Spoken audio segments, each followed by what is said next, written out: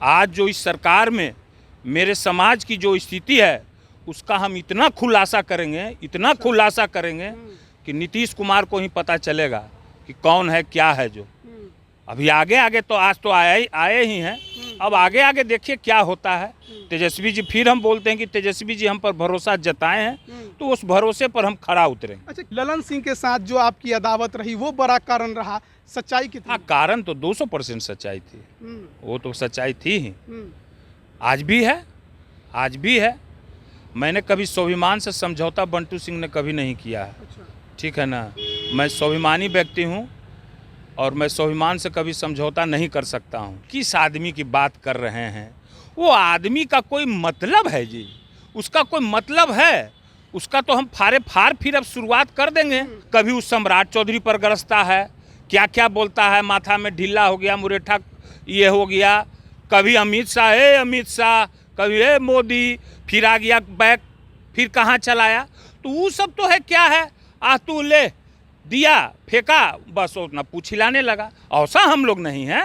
तेजस्वी यादव जी ने एक ऐसी बात कही है जिस पर अभी पॉलिटिक्स ज़्यादा हो रहा है। हाँ, कि नीतीश कुमार जी के आवास में भी अपराधी आते हैं और नीतीश कुमार जी अपराधियों से मिलने उनके घर भी जाते हैं। इनडायरेक्ट तौर पर पूर्व विधायक अनंत सिंह पर वो बोल रहे थे। वो तेजस्वी जी इसका जवाब देंगे और नीतीश जी उसका करेंगे। तो दूसरे खेमे में हैं। हाँ। और आप राजद में हैं, क्या विरोध कीजिएगा? नमस्कार, आप लाइव बिहार देख रहे हैं, मैं हूँ राजमोहन तिवारी। देखिए, बिहार में अब राजनीतिक शुगबुगाहट काफ़ी ज़्यादा तेज हो गई है क्योंकि तेजस्वी यादव अपने कार्यकर्ताओं के साथ संवाद के लिए यात्रा पर निकल चुके हैं। लेकिन देखिए, देर रात एक बड़ी खबर निकलकर राजद खेमे से सामने आई। 2 वर्षों के बाद एक बार फिर से राजद में बंटू सिंह सक्रिय होने जा रहे हैं क्योंकि उन्हें एक बार फिर से प्रवक्ता के पद पर बहाल कर दिया गया है।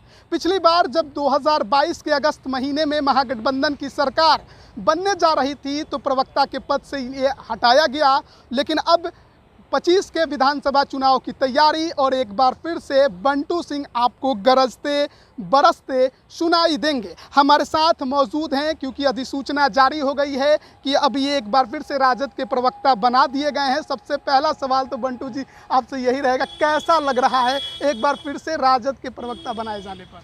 अच्छा लग रहा है। हम तो आपको पहले भी बताए थे कि उस दिन हमारे नेताजी बुलाए थे, आपको तो सारा जानकारी हम देवे किए थे। अच्छा लग रहा है। नेता ने, हम इसके लिए अपने नेता को बहुत बहुत धन्यवाद देते हैं। राष्ट्रीय अध्यक्ष महोदय को धन्यवाद देते हैं, प्रदेश अध्यक्ष जी, मुख्य प्रवक्ता जी, सब लोग को मैं बधाई धन्यवाद देता हूँ। अच्छा, जिस तरीके से आपको पहले प्रवक्ता के पद से हटाया गया, कहा गया कि जेडीयू के साथ सरकार बनने जा रही है, इसलिए बिना किसी सूचना के अचानक से 2 साल तक आप एकदम चुप रहे, शांत रहे, पार्टी में किनारे कर दिए गए, क्या लग रहा है उसके पीछे क्या कारण रहा? सब्र का फल मीठा होता है, हम यही जानते हैं।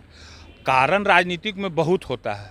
कब देखते हैं कि प्रधानमंत्री जी क्या बोलने लगते हैं, उतने बड़े नेता हैं नीतीश जी के बारे में, फिर नीतीश जी क्या बोलते हैं तो अलग बात है, वो सब चीज़ अलग है।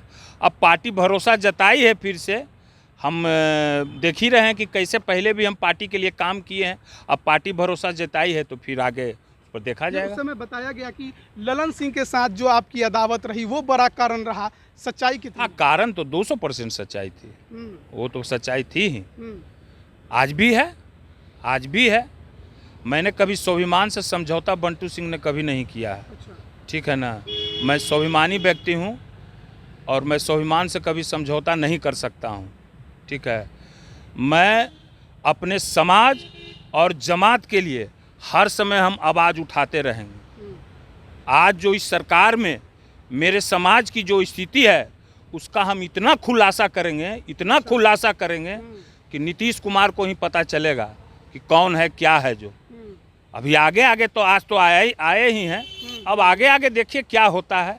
तेजस्वी जी, फिर हम बोलते हैं कि तेजस्वी जी हम पर भरोसा जताए हैं तो उस भरोसे पर हम खड़ा उतरेंगे। अच्छा, क्या उस दिन जो मुलाकात हुई तेजस्वी जी से, क्या कुछ बातें हुई? क्योंकि आप लंबे समय से किनारे किए गए थे, क्या आपने अपनी बात रखी थी? बात तो सब हो ही, अब चाय पिए, हम लोग नाश्ता पानी किए और बात विचार हुआ, और क्या बात हो सकता है। सबका बड़े नेता हैं, जो बोलते हैं बोले वो कुछ हो गया, अब सब बात बताई नहीं जाती है मीडिया में तिवारी जी। पर तेजस्वी यादव निकल गए जी, हैं, जी। कार्यकर्ताओं से मुलाकात कर रहे हैं, हाँ। लेकिन इसको लेकर अब जदयू की तरफ से निशाना साधा जा रहा है कि जो अपराधियों की लिस्ट वो जारी करते हैं, जिन अपराधों की बात करते हैं, रात के अंधेरे में तेजस्वी यादव कैसे निकल गए जब बिहार में इतना अपराध घट रहा है। अरे आप किस आदमी की बात कर रहे हैं?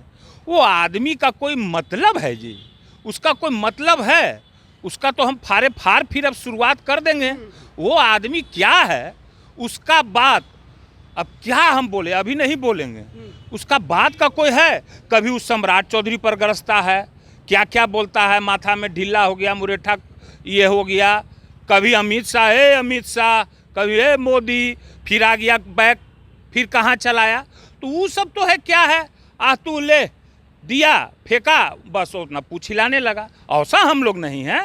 हम लोग जो है सो कि अपना कहे ना कि जात और जमात के लिए हर समय मोच तान के खा रहते हैं, मोच को झुकने नहीं देते हैं, ठीक है ना। यही बात है तिवारी। एक सवाल और रहेगा, क्योंकि देखिए तेजस्वी यादव जी ने एक ऐसी बात कही है जिस पर अभी पॉलिटिक्स ज़्यादा हो रहा है। हाँ, क्या? कि नीतीश कुमार जी के आवास में भी अपराधी आते हैं और नीतीश कुमार जी अपराधियों से मिलने उनके घर भी जाते हैं। इनडायरेक्ट तौर पर पूर्व विधायक अनंत सिंह पर वो बोल रहे थे। देखिए वो बड़े नेता लोग की बात है, उसमें हम कुछ नहीं बोल सकते हैं। वो तेजस्वी जी इसका जवाब देंगे और नीतीश जी उसका अति करेंगे। तो दूसरे खेमे में हैं हाँ। और आप राजद में हैं, क्या विरोध कीजिएगा? किसका?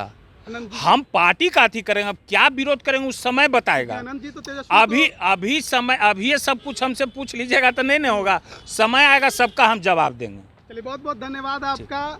एक बार फिर से राजद में सक्रिय दिखाई देंगे आपको बंटू सिंह। आपको मालूम होगा 2 साल पहले जिस तरीके से लगातार वो निशाना साध रहे थे, सरकार को घेर रहे थे, उसका असर हमने चुनावों में भी देखा। समाज की और जमात की बात की है, जाहिर तौर पे भूमिहार पॉलिटिक्स की और बंटू सिंह का इशारा है। और जिस तरीके से अभी बिहार में भूमिहार पॉलिटिक्स गरमाई है, बंटू सिंह को प्रवक्ता के पद पर बहाल कर एक बड़ा निशाना साधने की कोशिश तेजस्वी यादव ने की है। अनंत सिंह पर इसका कितना असर पड़ेगा ये देखना बड़ा दिलचस्प होगा। और बिहार की राजनीति में अब बंटू सिंह किस तरीके से एक बार फिर जनता दल यूनाइटेड को कटघरे में खड़ा करते हैं। जिस तरीके से पहले वो नीरज कुमार के सवालों का जवाबों का जवाब देते थे या ललन सिंह पर निशाना साधते थे, एक बार फिर से इन्होंने कहा है धीरे धीरे सब कुछ करेंगे, इंतजार करिए, सारा खुलासा होगा।